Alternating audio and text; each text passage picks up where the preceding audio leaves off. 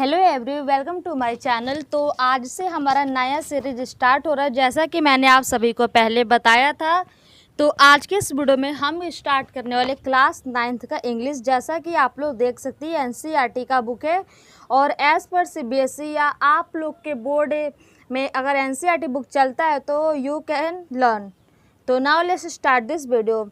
तो सबसे पहले हम पढ़ेंगे अपना इंग्लिश का चैप्टर 1 जो कि एनसीईआरटी बुक का है। अब आप लोग इस सीरीज़ में क्या क्या मिलने वाला है मैं आप लोग को पहले डिटेल में बता दूं। तो आप लोग को पहले पूरा सॉल्यूशन मिलेगा, मतलब ये जो हम कहानी पढ़ेंगे पूरा इसका हिंदी में भी आप लोग को पता लगेगा, पूरा अच्छी तरीके से समझाऊंगे।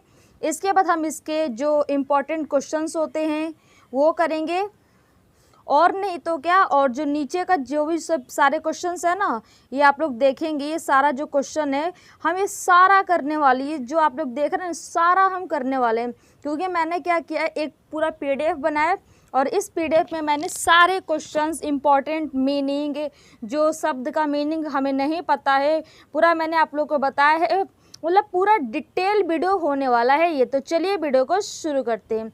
पहले आप लोग नीचे देख लीजिए हम कहाँ तक कवर करने वाले हैं। ये सारा मैं आप लोग को सबका आंसर कराने वाली हूँ, सब बताने वाली हूँ। तो आप लोग को यहाँ तक पहले कंप्लीट होगा, क्योंकि इसके बाद एक इसका मतलब पोएम आएगा, जो कि पोएम को हम अलग से मतलब वीडियो में करने वाले। इस वीडियो में हमारा चैप्टर होगा first. Now let's start this video. तो आई होप कि आप सभी ने अपना इंग्लिश का बुक एक बार तो पढ़ा होगा। अगर रीडिंग नहीं किया तो आप लोग एक एक लाइन टू लाइन रीडिंग करिएगा। मैं आप लोग को इसका समरी बता देती हूँ, क्योंकि इंग्लिश में मेनली हमें समरी पता होना चाहिए, क्वेश्चंस का आंसर कैसे लिखते हैं वो भी पता होना चाहिए। तो चलिए स्टार्ट करते हैं। तो ये हमारा क्लास 9th का इंग्लिश का बुक है, जो कि पहला चैप्टर है how I taught my grandmother to read. तो हम इसका पूरा हिंदी में मतलब सीखेंगे। तो चलिए स्टार्ट करते हैं, पूरा डिटेल में आप लोग को बताऊंगी। तो यह कहानी प्रसिद्ध लेखिका जो सुधा मूर्ति जी थी उनके ऊपर ये पूरा कहानी बनाया गया है। तो यह कहानी प्रसिद्ध लेखिका सुधा मूर्ति की आत्मकथा कहानी है, यानी कि उनका बायोग्राफी है। इसमें शिक्षा का महत्व, इसमें एजुकेशन का इम्पोर्टेंस, आत्मनिर्भरता मतलब सेल्फ इंडिपेंडेंट, इसमें दृढ़ संकल्प और गुरु का सम्मान और आजीवन सीखने की प्रेरणा दी गई है। कहानी यह संदेश देती है कि सीखने का कोई उम्र नहीं होता। आप सभी को पता है आप लोग किसी भी उम्र में सीख सकते हैं, वैसा कुछ नहीं है कि आप लोग को इसी उम्र में ही सीखना है। तो फर्स्ट आप लोग का क्या इसमें हुआ था, तो कहानी की जो लेखिका है लगभग 12 वर्ष की थी। वह उत्तर कर्नाटका के गांव में अपने दादा दादी के साथ रहती थी।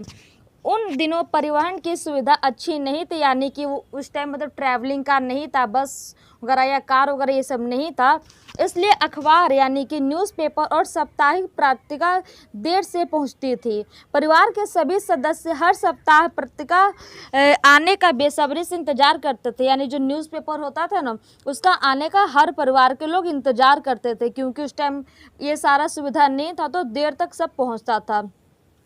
उसके बाद उस समय कन्नड़ की प्रसिद्ध लेखिका त्रिवेणी का उपन्यास काशी यात्रा पत्रिका में धारावाहिक रूप से प्रकाशित हो गया था। यह एक वृद्ध महिला की कहानी है जिसकी सबसे बड़ी इच्छा काशी जाकर भगवान विश्वेश्वर के दर्शन करने की थी, लेकिन अंत में वो अपने सारे पैसे का नाथ लड़की की शादी के लिए दान कर देती है और काशी नहीं जा पाती है। यह त्याग और मानवता का अद्भुत उदाहरण है। तो कहानी की पीड़ा मतलब कहानी हम स्टार्ट करते हैं। एक बार लेखिका अपने रिश्तेदार के यहाँ शादी में सप्ताह के लिए चली गई। जब वो वापस लौटी तो उन्हें पहली बार अपनी दादी को रोते हुआ देखा। रात में दादी ने बताया कि जब नई पत्रिका यानी जो न्यूज़पेपर होता था, मैगजीन होता था, आई तो केवल चित्र देख सकी लेकिन पढ़ नहीं सकी। उन्हें किसी से पढ़वाने में शर्म महसूस हुई, यानी कि जो लेखिका की जो दादी थी उनको पढ़ने लिखने नहीं आता था। तो उन्होंने जब न्यूज़पेपर या मैगजीन देखा तो वो बस देख सकती थी, पढ़ नहीं सकती थी, क्योंकि उन्हें मतलब किसी और से पढ़वाने में अच्छा नहीं लग रहा, शर्म आ रहा था। मतलब उस टाइम होता है ना कि लोग सोचते हैं कि किसी और से पढ़वाएंगे तो थोड़ा अजीब सा लगेगा। तब उन्हें अपनी अशिक्षा यानी कि वो जो अनएजुकेटेड थी का गहरा दुख हुआ, यानी कि बहुत उनको ज़्यादा दुख हुआ। उन्हें महसूस किया कि धन होने के बावजूद यदि व्यक्ति पढ़ लिख नहीं सकता तो वह दूसरे पर निर्भर रहता है। ये बात सच है। अगर आप लोगों के पास पैसा है और अगर आप लोगों ने नहीं पढ़ा, या अगर आप लोगों के पास पैसा नहीं भी है, तो पढ़ाई करना बहुत ही इंपॉर्टेंट है। आजकल तो गवर्नमेंट स्कूल इतने सारे फैसिलिटीज़ है पढ़ाने के लिए, तो आप लोग पढ़ सकते हैं। यानी कि education is the most important. Okay, तो यही एहसास उनके जीवन का सबसे बड़ा मोड़ बन गया। सीखने का इसमें क्या है, मतलब आप लोगों को क्या सीखना होगा। दादी ने मतलब निश्चय किया कि वो अगले ही दिन से कन्नड़ वर्णमाला सीखेंगी, यानी कि जो उनका मतलब उस साइड के थी ना, कन्नड़ साइड के थी, कर्नाटका साइड की थी। उन्होंने लक्ष्य रखा कि दशहरा के सरस्वती पूजा तक वो स्वयं उपन्यास पढ़ने लगेंगी। लेखिका ने पहले उनकी बात पर हंसी उड़ाई, यानी कि लेखिका कौन है आप लोग कमेंट में बताइए। मैं आप लोग को बता दूं, सुधा मूर्ति जी जो वो लेखिका है। ओके, उनके ऊपर कहानी है। लेखिका ने पहले उनकी बात पर हंसी उड़ाई क्योंकि उन्हें लगा कि 22 वर्ष की आयु में पढ़ना सीखना संभव नहीं है। लेकिन दादी ने आत्मविश्वास से कहा कि अच्छे उद्देश्य के लिए यदि मनुष्य मतलब अच्छी तरीके से निश्चय कर ले, दृढ़ निश्चय कर ले कि नहीं मेरे को तो ये काम करना ही है, so I will do means 100% I will definitely do it. Okay, तो कोई भी बाधा उसे रोक नहीं सकती। सीखने की कोई उम्र नहीं होती, ये बात तो आप सभी को पता होना चाहिए। दादी की मेहनत, दादी ने क्या किया, ये जो पूरा कहानी उसमें दादी ने किया क्या। अगले दिन से लेखिका यानी जो राइटर थी, लेखिका ने अपनी दादी को पढ़ाना शुरू किया। दादी बहुत मेहनती छात्रा साबित हुई, मतलब बहुत मेहनत करती थी और बहुत अच्छी स्टूडेंट निकली। वो रोज़ पढ़ती, लिखती, दोहराती और पूरा गृह कार्य करती थी। उनकी लगन, अनुशासन और मेहनत देखकर लेखिका भी प्रभावित हुई।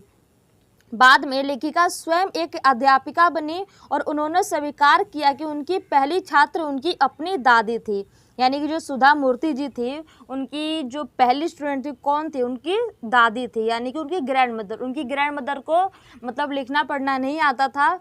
तो उन्होंने एक दृढ़ निश्चय किया कि नहीं वो तो मैं पढ़कर रहूँगी, क्योंकि आजकल पढ़ाई कितना इंपॉर्टेंट है। तो दादी ने पढ़ना स्टार्ट किया। जो लेखिका थी वो लेखिका क्या हो गई, वो टीचर बन गई, अध्यापिका बन गई मतलब। और उनकी जो पहली स्टूडेंट थी, क्योंकि लेखिका ने पहले अपनी दादी को ही पढ़ाया था। तो इसमें क्या मिलता है, इसमें टीचर को क्या कर रिस्पेक्ट देना होता है, गुरु को सम्मान। दशहरा आने पर लेखिका ने काशी यात्रा उपन्यास खरीदकर दादी को उपहार दिया। दादी ने सबसे पहले उसका शीर्षक स्वयं पढ़ लिया, क्योंकि दादी को पढ़ना आ गया, दादी ने पढ़ लिया। वो अपनी सफलता से बहुत खुश थी। इसके बाद उन्होंने अपनी पोती के चरण स्पर्श किया, यानी कि उनके पैर छुए। लेखिका हैरान रह गई, क्योंकि सामान्य छोटे लोग बड़ों के पैर नहीं छूते। ये हमारा कल्चर है कि छोटे लोग बड़ों के पैर नहीं छूते हैं।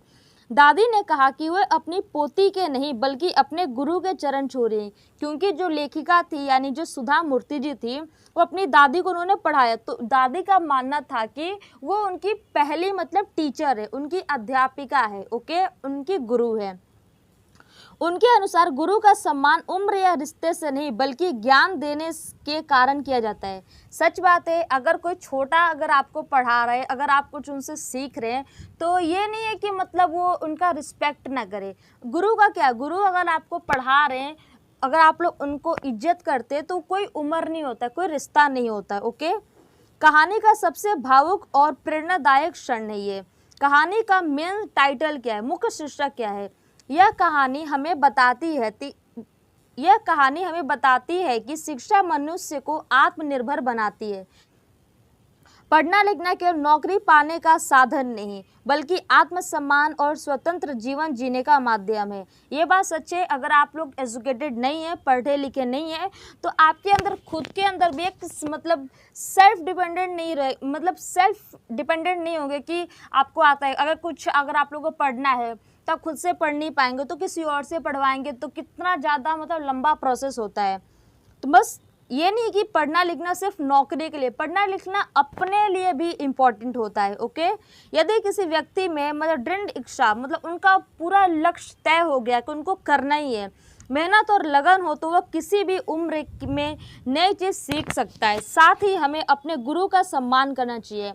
सो आप सभी को भी अपने गुरु का यानी जो आपके टीचर है उनको सम्मान करना चाहिए और शिक्षा के महत्व को समझना चाहिए। दादी का संघर्ष, उनका आत्मविश्वास और अपनी पोती के प्रति इच्छा इस कहानी को अत्यंत प्रेरणादायक बनाता है। तो आई होप कि आप सभी को समझ आ गया होगा। तो अब हम इसमें और क्या क्या सीखेंगे मैं आप लोग को वो भी बता दूं। डिटेल समरी ये मैंने आप लोग को बता दिया। अब आप लोग क्या करेंगे, जब अपना बुक खोलकर पढ़ेंगे एनसीईआरटी बुक, तो आप लोग को एक एक लाइन का मतलब समझ आ जाएगा और यह कहानी भी आप लोग को समझ आ जाएगा। तो आप लोग खुद से आंसर एक्सप्लेन करके लिख सकते हैं। डिटेल समरी हो गया। अब मैं आप लोग को word meaning, reflect and respond जो इसमें क्वेश्चन है, reading for meaning, check your understanding, critical reflection, ये जितने भी सारे टॉपिक है ना मैं आप लोग को सब कराऊंगी और साथ में वोकेबुलरी एंड स्ट्रक्चरिंग कॉन्टेक्स्ट ये भी आप लोग को पढ़ाने वाले हम। तो part 1, part 2, part 3, part 4, part 5 जो पोयम है जो कि आप लोग का इसमें नहीं कवर होगा क्योंकि वो अलग से वीडियो आएगा आप सभी के लिए। उसके बाद आप लोग को ये देख सकते हैं चैप्टर 1 का आप लोग का ये क्वेश्चन है, तो इसको करिएगा। अगर आप लोग को ना समझ आए तो मैं नेक्स्ट वीडियो में क्या करूँगी, पूरा क्वेश्चंस का मीनिंग, या पहले काम करते हैं जो मीनिंग है ना, मीनिंग हम फटाफट पढ़ लेते हैं। ओके, तो एक काम करते हैं नेक्स्ट वीडियो में पूरा डिटेल में अब आगे समझेंगे। आई होप कि आप लोग को ये जो मैंने लेक्चर समझाया, जो आप लोग को समरी बताया, वो समझ आ गया होगा। इसके अलावा कोई भी आप लोग क्वेरी हो तो नीचे कमेंट में पूछिएगा। एज़ यूजुअल आप लोग को रिप्लाई मिल जाएगा। तो नेक्स्ट वीडियो में आप लोग को सभी आंसर मतलब जो भी है ना सबका आंसर बताने वाले हैं। अब देखिए पूरा 40 पेजेस का ये पूरा है जो कि बड़ा सा होने वाला है। तो नेक्स्ट वीडियो में हम बात करेंगे इसके क्वेश्चन आंसर। तो चलिए मिलते हैं नए वीडियो के साथ। Thank you so much for watching this video.